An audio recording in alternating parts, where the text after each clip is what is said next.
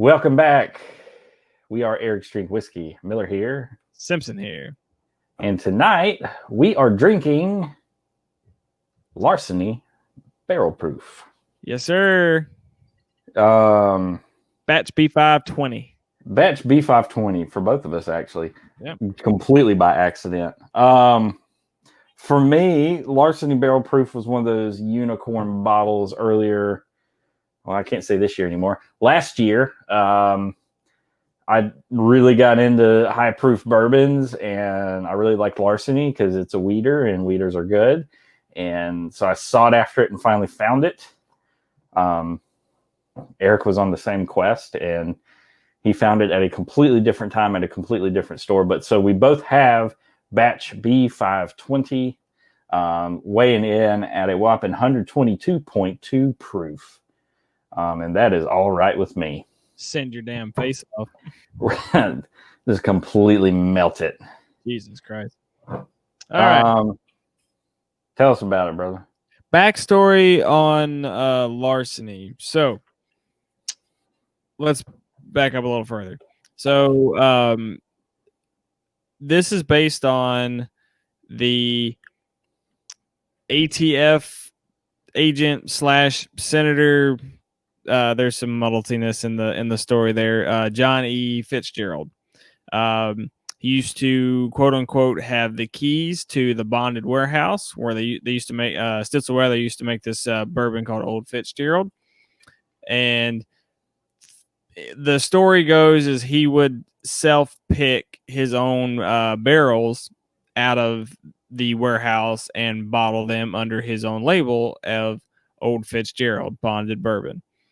So somewhere between 1906 and present day, Heaven Hill acquired the name Old Fitzgerald and created their bonded bourbon, which is no longer in existence thanks to this new bourbon called Larceny. But Larceny, no hard feelings on your part, I'm sure. None.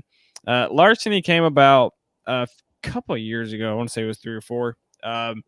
As their weeded bourbon. They do have another weeded bourbon called Old Fitzgerald Prime, but it's 80 proof and it's limited run. But anyway, so they limited the run of the Old Fitz Bottled and Bond, discontinued it, and then made Larceny at 93 proof, non-age stated, but they wanted to commercialize it a lot more because Old Fitzgerald Bottled and Bond was in small markets. I think it was only in like 4 or 5 states. So they wanted to commercialize it, and that kind of be its center focal point of a weeded bourbon, like Elijah Craig is their center point regular bourbon. So created Larceny, and the name Larceny is an homage to Johnny Fitzgerald because he had the keys and he would just go in there and just swindle the barrels right out of the thing. So you've got a nice big keyhole on the bottle. And, a big bunch of batches of lore and whatnot to go along with it. Now, fast forward, here we are today. There was a test run, I guess you could say, of a Larceny Barrel Proof. And that was, I think, about 2 years ago. And it came out just in some smallish markets, like not a lot was made. And they were just trying to test the market to see if they were going to go with it. And now it is being produced in the same iteration as Elijah Craig Barrel Proof in 3 different times a year in an A, B, and C batch, and it will be a continual release for Heaven Hill. So that is Larceny, right? Let's sniff this bitch. Sniff it. And this is cask strength, non-chill filtered. Juicy fruit. Juicy fruit Wrigley's gum. I'm getting that. I'm getting some nice esters on there like that. Banana, clovey. Yep. Banana. Not like Brown Foreman banana, but you're right. Like more on the juicy fruit side of like a banana flavor. Banana's Get some nice herbal notes. Vegetative. Mm. kind of a grassy. I mean, and then brown sugar and vanilla and whatnot. And Yeah, the typical. I mean, I've yet to have a bourbon that didn't have some semblance of that in it. Yeah, like dark maple syrup. Try not to nose this too much; it's singeing my face off. I'm having to like sunglasses are blocking the water coming out of my eyes. It is I mean, like that. It's not like ethanol forward. Like you can't smell the ethanol, but like if you're not careful, it's a whiskey that has a finish on the nose. Yeah. Like that, like I don't get initial alcohol in the beginning, but you dive. Exactly, yeah. I was about to be like, you just got to be careful sniffing it. Yeah. One wrong turn, and yeah, you're crying a little bit. I get a fair amount of oak on it too.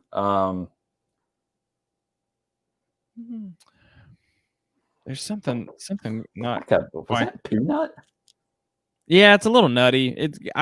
This is very reminiscent of some Booker's that I've had. I was about to say this is very, very beamy. Well, I'm not enough nose fucking this thing. I'm gonna. God, sorry. I'm gonna give it the goat. Blah, blah, blah. I got the vapors. Ooh.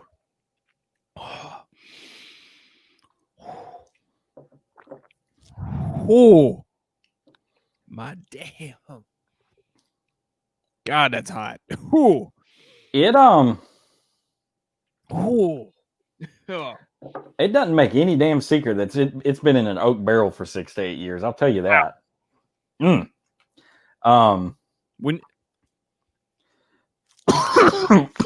that's exactly what I said. Sorry, it's allergy season too, so it just aggravated everything I got going on. The sentiment that I've heard on Heaven Hill's decision to go for that high entry proof on their weeded mash bill, I get with like this particular product. And remember too, these are in batches. Like I remember having batch A, I thought was really delicious. I don't know if you had that one or not, but batch A was really good. B, I still say the same thing, and it's, I don't know. I think weeded bourbons handle better if they're this age. I think if they're this age and this proof, I think they handle better at a lower barrel entry proof. I still say that Heaven Hill's like original Old Fitz Bottled and Bond, the 100 proof, that at 4 years old was dead perfect. That shit was delightful. Which was, in fact, 25 proof. It was still at that. It was still at that barrel entry. But this is a weird drinker, and I know it's the wheat. I know it's what the wheat does to how the whiskey behaves in the barrel. It's like brown sugar covered in fire ants. It really is. I've said this a lot. I don't think, contrary to what Mr. Van Winkle said, I don't think wheated bourbons hold up to a barrel as well as a rye bourbon. Whatever it is, it pulls in a lot of oak, it pulls in a lot of char, and that's what we've got here. 122 proof isn't that hot. I've got a Jack Daniel's double barrel that's like 130 something, and it's an easy sipper for me. So I've been drinking high proof Knob Creek all night. That's my go-to. And this drink's really hot, and it's on par with what I've been drinking from Knob Creek. I don't get that thick, like rich sugar bomb up front. And I know you know what I'm talking about. That initial like just caramel, boom, I'm a cask strength bourbon. And then the fire ants, and then whatever oak is on there. It's just straight sweet oak from the beginning, and then spice, and then more spice, and still spice, and scary spice and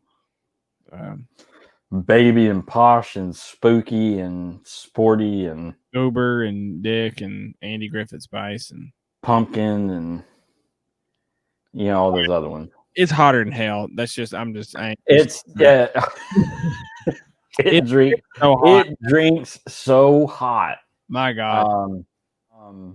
I mean, I would have to ice cube this. Like this is like, normally if I like one of my tricks of the trade, if I'm going to like get a good buzz on at a cigar bar, is I'll get like a glass of Booker's, like two or three fingers of Booker's, and that's gonna be my only drink for the day. This would have to be that. Like this would be the only thing that I'm drinking, because like it's either the only thing I'm drinking or the last thing I'm drinking, because whatever I'm drinking after taste buds are shot. It's just water. You want to push pause and go get an ice cube to throw in this bad boy? We're back drinking this hot ass bourbon. I got a damn cube in it with some ice. My God. I'm not too sad about it, because there's not a lot of sweetness to cancel out. Like with, does it make it good? I mean, better. I didn't singe my mouth off. Maybe it's just already singed off from the 4 fucking drinks I took of it. But that went down way smoother. Not going into tasting notes, but like that was like, that leveled out that a good hard like 20 points of proof. Wow. And it's already melted because the shit's so damn hot. It's leaking on my table because it just melted through my glass. You and I, we did a tasting with, I think it was the Jack Daniel's double barrel, and I had put an ice cube in it, and to me, that one cooled down with the ice added and the water added. It was just straight oak and leather. There was no sweetness whatsoever. This is the opposite. This brings out the sweetness. A lot sweeter. Some of the grassy herbal notes that we were getting on the nose, some of those kind of clovey, juicy fruit notes.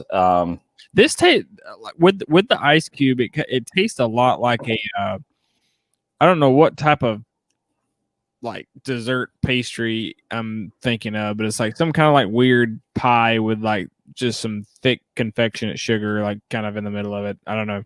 It's real desserty, like a dessert. Like it is. It's super sweet. It shifts the scale to where it's everything but the oak and fire coming through. I still got some proof on it, even with the cube. Like I think that brought that down to 100 at least. Probably, but you know what you get on the nose now? Dusty corn. Of course, the old dusty corn. So corn. This is probably the first one I found that I would really want to drink with an ice cube in it. You got no quarrel with that? No, I mean but it is a hot one. It is a hot one, but it has some complexities of flavor that you either need an ice cube in there or a couple of drops of water to really open up.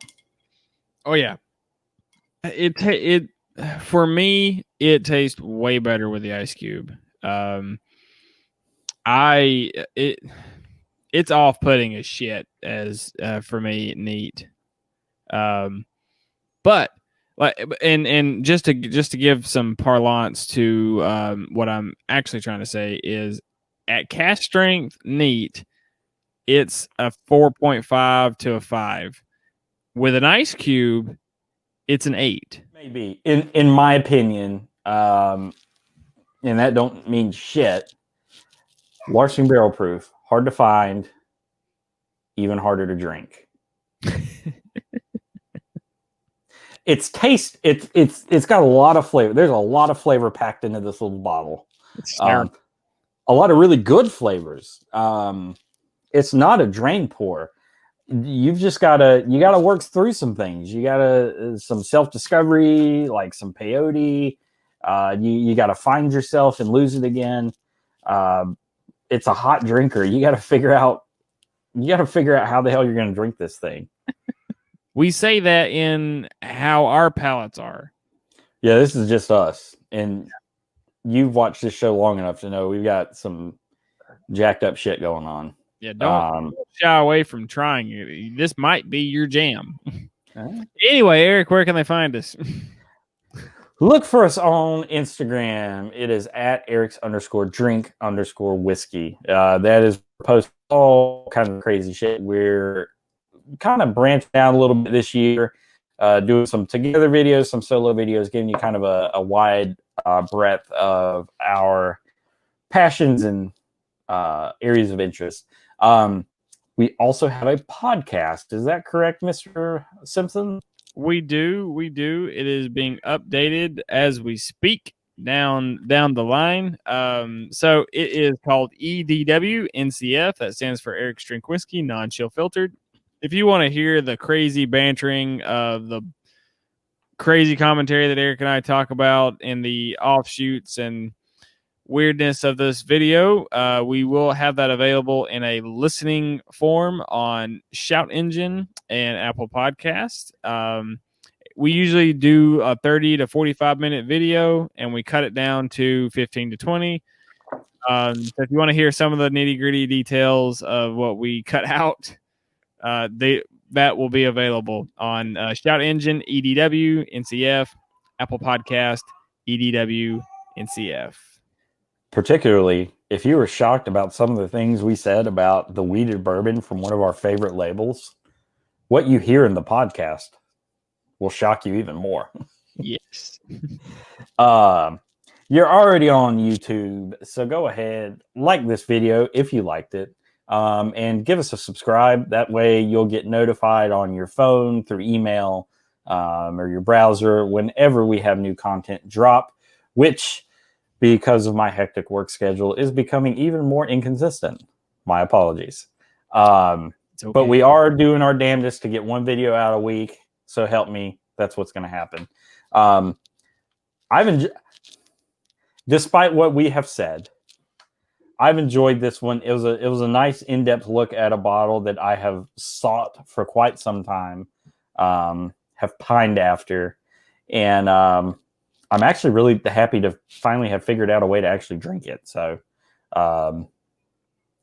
thank you for playing along with us tonight. And until next time, cheers.